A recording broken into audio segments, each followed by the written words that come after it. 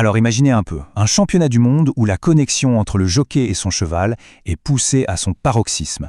Eh bien, c'est exactement ça, le prix de Cornulier. C'est l'un des sommets absolus de l'année hippique, et croyez-moi, c'est bien plus qu'une simple course. C'est une véritable institution. Pour bien se rendre compte de l'enjeu, on va commencer par parler argent. Regardez ce chiffre, 700 000 euros. C'est l'allocation totale de l'épreuve. Voilà, ça vous pose tout de suite le décor, hein. On est vraiment au sommet de la pyramide. Et quand on dit ça, ce ne sont pas des paroles en l'air, hein. Non, non. Le prix de Cornulier, c'est tout simplement le championnat du monde du trot monté. C'est la course où les légendes naissent, où les plus grands champions sont sacrés. Alors, direction Vincennes. Bienvenue dans ce qu'on appelle, à juste titre, le temple du trot. C'est ici que tout se passe, chaque année. Cet hippodrome mythique devient le théâtre d'un spectacle absolument unique. Un lieu légendaire pour une course qui, vous allez le voir, l'est tout autant.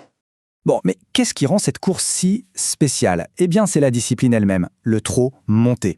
Alors pour faire simple, dans le trot classique, le trot attelé, on a un driver dans un petit chariot, le fameux sulky, qui est tiré par le cheval. Mais ici, au Cornulier, c'est complètement différent. Le jockey est directement sur le dos du cheval, en selle. C'est un effort physique incroyable, autant pour l'humain que pour l'animal. On parle d'une fusion parfaite entre deux athlètes.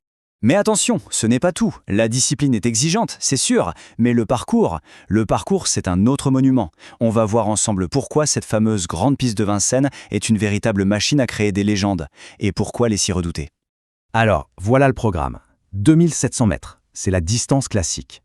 Et surtout, pas de handicap. Ça veut dire que tous les chevaux partent sur la même ligne à armes égales. La piste, elle, est en mâche-fer, cette cendre noire si caractéristique, très exigeante. Pour gagner, il faut un mélange parfait de vitesse et d'endurance folle. C'est un vrai test de vérité.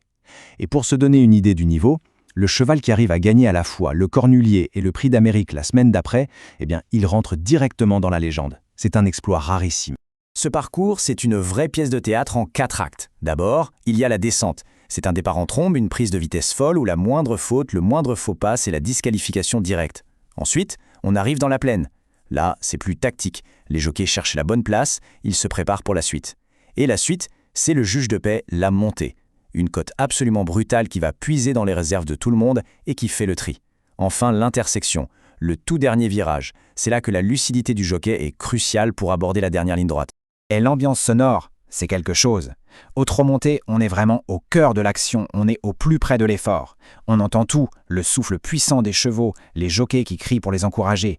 Et ce son, ce craquement si particulier des sabots sur la piste noire, c'est une immersion totale, vraiment. Bon, maintenant qu'on a planté le décor, il est temps de parler des protagonistes, des athlètes.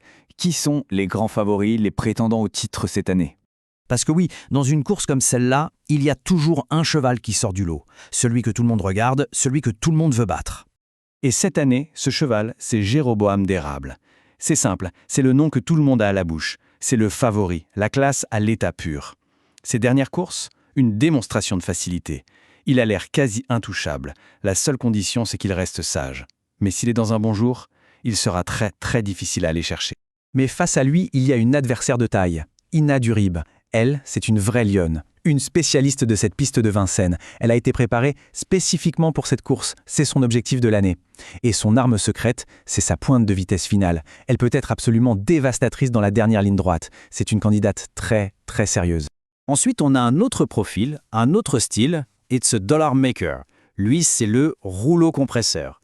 Un cheval tout en puissance, capable d'imprimer un train d'enfer à la course et d'épuiser tout le monde. S'il arrive à prendre la tête dans la fameuse montée, bon courage pour aller le reprendre. Forcément, avec ces trois-là, on a déjà un beau combat. Mais dans les courses, on le sait, rien n'est jamais écrit. Et si la surprise venait d'ailleurs? Alors il faut absolument garder un œil sur Isla Morada. C'est la jument en forme du moment. Elle vient de gagner une des courses préparatoires, le prix Calvados, et avec la manière. Alors oui, d'accord, le niveau est encore plus élevé aujourd'hui, mais sa forme est tellement éblouissante qu'elle pourrait bien venir jouer les troubles fêtes. Voilà, pour résumer, on a nos 4 fantastiques. D'un côté, le favori, la classe pure avec Jéroboam d'Érable. Puis la finisseuse, la lionne, Ina Durib. Ensuite, la puissance brute, le rouleau compresseur, It's a Dollar Maker. Et enfin, l'outsider en pleine bourre, Isla Morada. Franchement, la bataille s'annonce épique. Maintenant, au-delà des qualités de chaque cheval, la victoire, ça se joue souvent sur des détails stratégiques. Il y a un élément technique que tous les connaisseurs vont regarder de près. un truc que les meilleurs entraîneurs maîtrisent à la perfection. Et ce petit détail, c'est le déferrage. Qu'est-ce que c'est? C'est tout simple. On enlève les fers du cheval juste avant la course. Le but, c'est de l'alléger au maximum pour qu'il puisse allonger sa foulée et donc aller plus vite. C'est une décision stratégique hyper importante. Et ce n'est pas juste pour le style, hein. L'impact est énorme. Un cheval déferré, il peut gagner entre une demi-seconde et quasiment une seconde au kilomètre. Sur 2700 mètres, faites le calcul, c'est colossal.